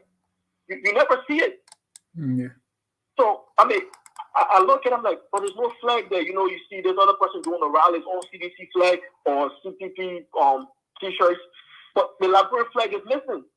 That's how divisive we are. So we don't have anything to connect us, and with this show and the history lessons and stuff like that, we can find that one uniting thing to say, okay, this is why we were funded, this is why we were funded, and this is the way to move forward. But I mean, anyway, great show tonight. I'm always a big fan of Focus on Liberia again. I always look forward to this show. Every day. I look forward to it. I even watch repeats and stuff like that. But great show tonight. Thank you, Cole, and thank you, Dennis, for the show. Thanks. Thank you. And Cole, that's very important. I often look back, because when we look back, the people we look at, we vilify them. So there is no place to draw strength from. I had in a partisan during the war that if we had something to protect, if we had something to rally around, maybe we wouldn't have destroyed one another the way we did. If we say if even there was a house that we all love, maybe we have protected it from being ransacked. But just as the caller said, we can't even look back and say, oh, like the way when you're ready to talk about Hillary Johnson is like you want to leap for joy. But do Liberians, do we know people like that we can rally around? Do we know people like that to say, yes, this is someone that we can hold in high esteem? Most of the time when we look back, we just think everybody was just bad or everybody was just hateful. See, even in present day, the entire Southeast, where I'm from, I mean, there is this thing about that. I hosted some shows here where Southeast look like a four-letter word now. It's like, what's going on? Why we divide ourselves so much and fight things to hit and fight each other about? Why can't we find something that we can build around, rally around, and move forward and promote ourselves as one people? I couldn't agree with the caller more. Oh, call. Sometimes it's feedback. Sometimes I stop muting you. Sorry. Yeah, I mean, I think I like what both of the callers said. I've actually thought about that. I think what happened, we're doing this presidential series, and we're going to start Coleman on Saturday. This is right where that transition happened, because when we talk about the first presidents before Coleman, things are still people still are pretty positive. People still are thinking correctly. Something starts to happen. Right around 1900, there's a shift. It gets really intense by 1920, 1922. I always call it the buck breaking of Liberia, the miseducation of Liberia. They use the education system to skew Liberian people's understanding and self-awareness. So when we talk about, the people start calling people pioneers, they start having Pioneers Day, Matilda Newport Day, they start making up all these stories. Who's making up the stories? It's the educators. Who are the educators? They're becoming now Southern white missionaries from the segregated South, are coming into Liberia in droves, courtesy of the US government, courtesy of these church groups that we're working with. They're coming in and they're educating everybody, not just indigenous people. They're educating the ruling class. They're miseducating the ruling class. So when you even talk to the descendants of people like Elijah Johnson, they don't know anything about their ancestors either. You know, they don't know anything about his thoughts and his visions for the country. They don't realize that a lot of their ancestors intentionally married indigenous women, indigenous men, so that they could unite the society. They know nothing of it. When you hear even the descendants of the people who call themselves immigrants, repatriates to Africa, they're calling them now pioneers. They're now imposing their misguided understanding of history on their own ancestors. So there is this disconnect. There's a disconnect. Charles D.B. King was the son of a recaptured African, not a Sierra Leonean. He was a recaptured African. C.T.O. King spoke his dialect. C.T.O. King went back to what is now Nigeria and tried to negotiate and advocate for his people.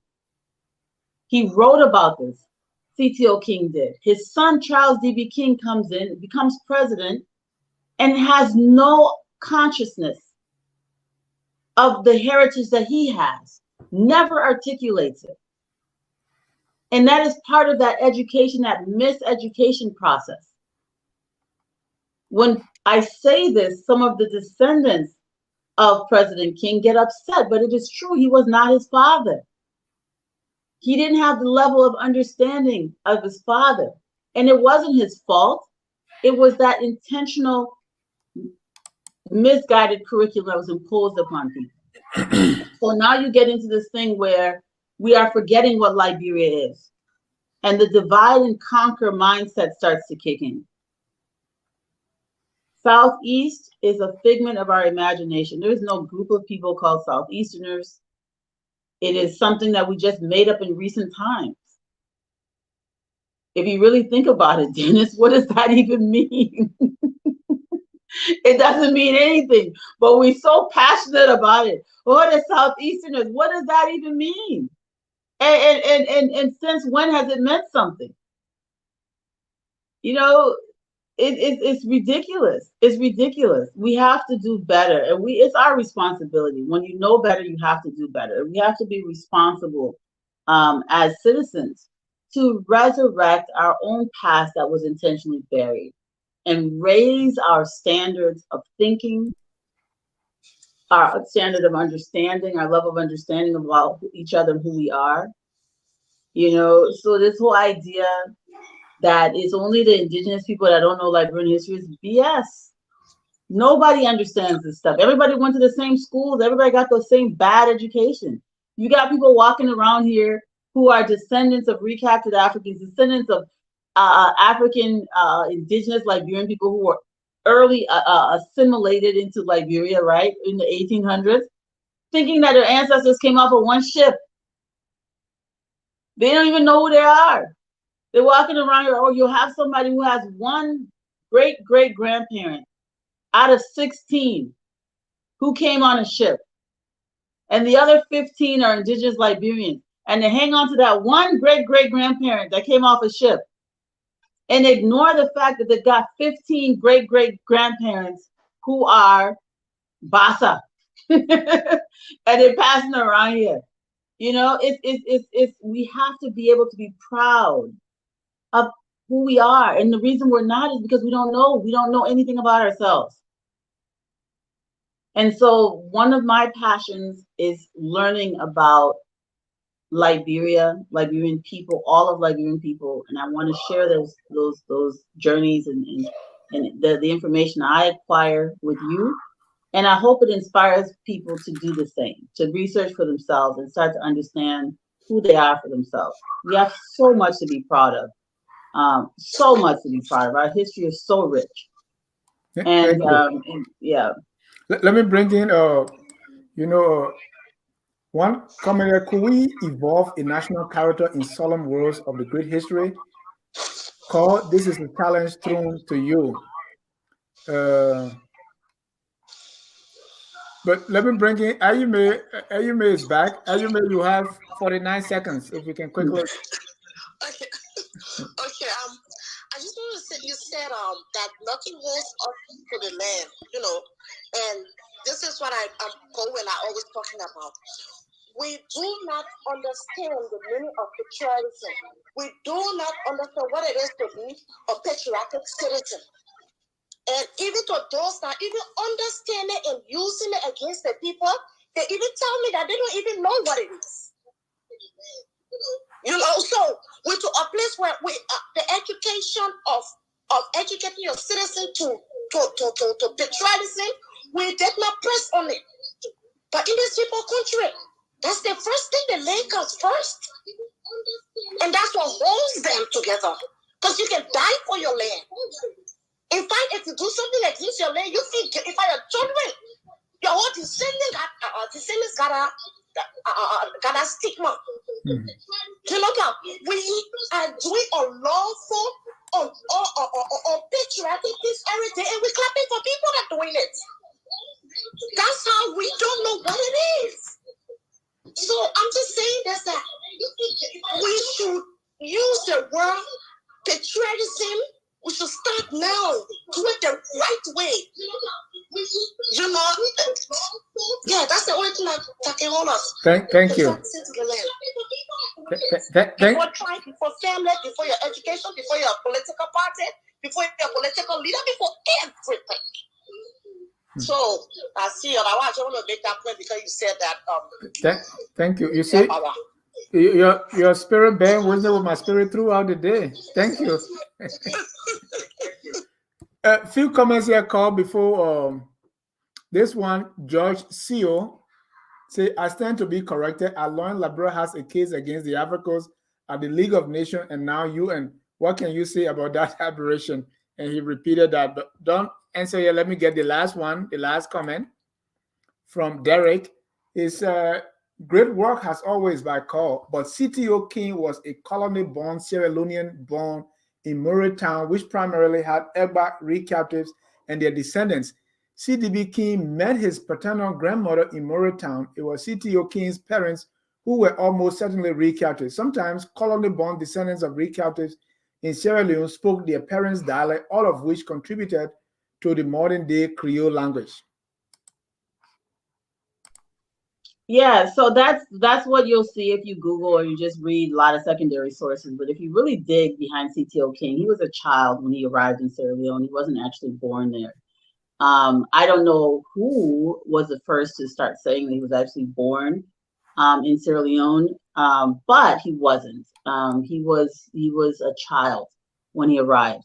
Now, it's neither here nor there. It's not a big deal. If you want to argue, it's fine. I can show you why I know he was actually born. And a lot of children were taken into slavery. The Agbado people, we should probably do a whole show on this, but the Agbado people were completely devastated. During that illegal period, many of them were taken as far as the Caribbean and in North America, and many were dumped into Sierra Leone and Liberia. CTO King is a very interesting character, personality in African history, brilliant, brilliant man. My reference to him and Charles D.B. King was in reference to the fact that Charles D.B. King, in my opinion of him, did not understand himself in the way that his father did. He did not understand the world as correctly as his father did. And because of that, there were a lot of things that he did incorrectly. And we'll get to his presidency, but the biggest issue I had with Charles D.B. King is his refusal to really even acknowledge or respect his Africanness, and his thinking that his proximity to Western culture was more important and more valuable than his Africanness, which was not something that his father carried. It's not a mindset that his father had at all. So that for me is my disappointment with him and in studying his writings. But yes, please keep following the Liberian History Channel presidential series. When we get to Charles D.B. King, I will be very thorough. And I'll present the genealogy papers and the primary source records from Sierra Leone to show why I believe CTO King was actually born in what is now Nigeria and not Sierra Leone. Not that it's a big deal, but it's just a point that I've realized is not accurately depicted in most history books. I think it's a big deal, and when we get there, we're going to get to it. Talking about the presidential series, we have covered from Joseph Jenkins Roberts to Joseph James Cheeseman. So this Saturday, join us for William D. Coleman. That's the 13th president of Liberia, and you don't want to miss it. William D. Coleman, that's a period you really, really want to be here. According to our presenter, things start to change, and we want to know what those things are. Join us every other Saturday at 7 p.m. for the Presidents of Liberia series, and this Saturday we're going to be discussing William D. Coleman. Support us. Focus on Liberia. We have launched a fundraiser to raise $10,000 to expand operations in Liberia. We want to be in 5 counties by the in 3 months, and then have a way for our reporters in Monrovia to move around, even if they can have a motorbike or a keke, please. And so we $5, $10, $20, $1,300, $5,000, anything you can give to help us do this will be highly, highly appreciated. This Tuesday on the Hour of Politics, Mr. Anthony Sia will sit with the chairman of the Alternative National Congress, that's the ANC National, the party chairman, Senator Daniel Nitten, and they're going to discuss the ANC, its ideology and position on governance issues in Liberia. That's right here on Focus on Liberia Tuesday at 1 p.m. Eastern. Call Pioneers Day. Today is not our, this is a special because the History Channel is every other Saturday, but you were able to find time so that we discuss this Pioneers Day, and this was based on popular demand from people that watch the History Channel. And you were gracious enough to say, let's do it. Thank you so much for coming. Let's wrap this up. Pioneers Day. The true story. Yeah, so I think that we should have, we should celebrate the landing of the arrival of the people at Sherbro. I think we should celebrate their perseverance and their arrival at Providence Island. It's a powerful story. It's a powerful story of self-determination in the face of great odds, abandonment. They were abandoned there, and Elijah Johnson, being the only real trained soldier among them, was able to, gather of just about 10 people capable of bearing arms to defend themselves against those who had been incited against them. Their ability to work and collaborate with people that they saw as their brethren, and be able to not only survive but thrive and lay the foundation for what would become an independent country, the oldest republic in Africa. We have so much to be proud of. The entire story in its complexity and its detail, the failures, the gains, the pain, everything needs to be told. And I think we have just so much to be proud of. George Seo, I said that I didn't answer his question. I don't really understand your question.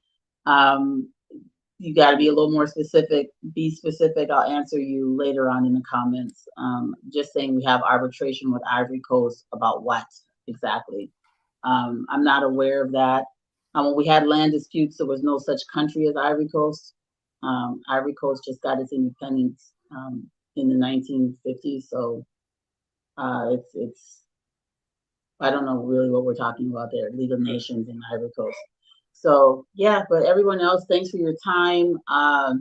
Nigel, Derek, I appreciate your enthusiasm about Charles D.B. King. You're probably going to be very angry at me when I do my presentation on President King, but I have to tell the full story from this. So this is the people's history of Liberia from the people's perspective. And this Saturday, next Saturday that's coming up, we are going on the 14th, we are going to focus on Daniel Coleman, and it is going to be a very important episode.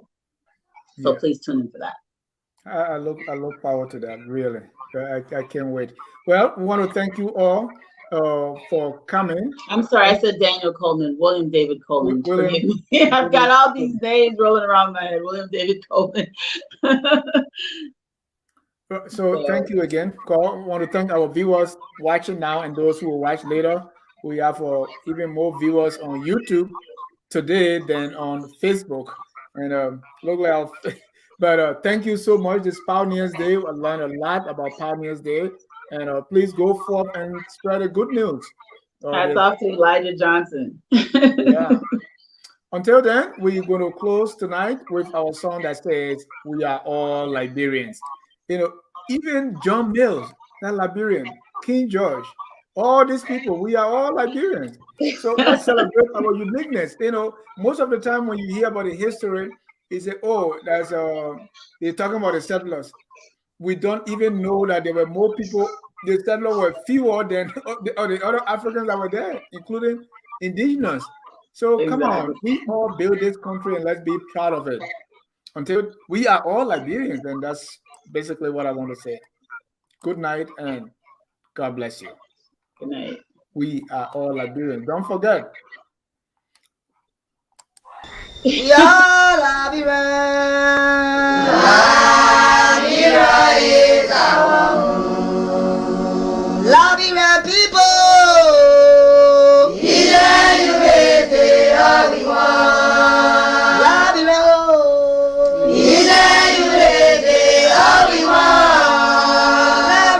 Liberia.